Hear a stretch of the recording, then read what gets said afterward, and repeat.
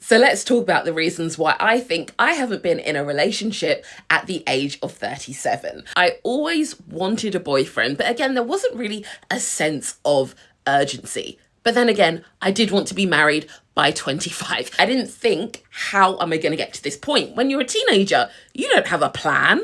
Now I would want a companion, someone I could build a life with. But do you want a companion in your teenage years? I did go after a guy when I was 16 and he rejected me. And from that moment on, I was too scared to approach a guy. I did date a guy at 18, but he messed me about. And I think I did feel validated by him because he was white. That's a whole other kettle of fish. But obviously I was insecure at that age. I did sometimes attract male attention, but I didn't always pursue it. I started using OkCupid in 2015.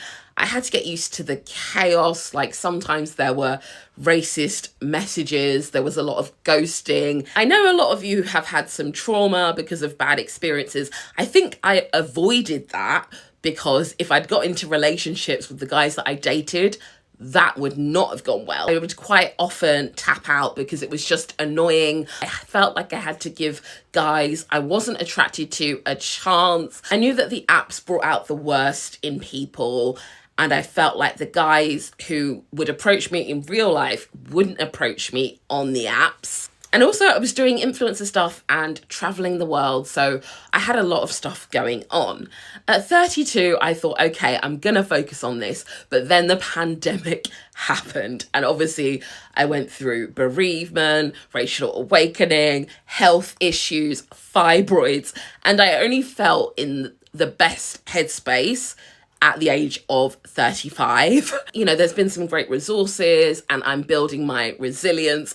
There has been some rejection and ghosting in the past year, but I do think I can pick myself up quicker now. I think I'm at my peak in terms of my personality. Obviously, I've gained some weight. I had 5 kilos worth of fibroids, but I still went on dates. I still put on outfits that made me feel amazing.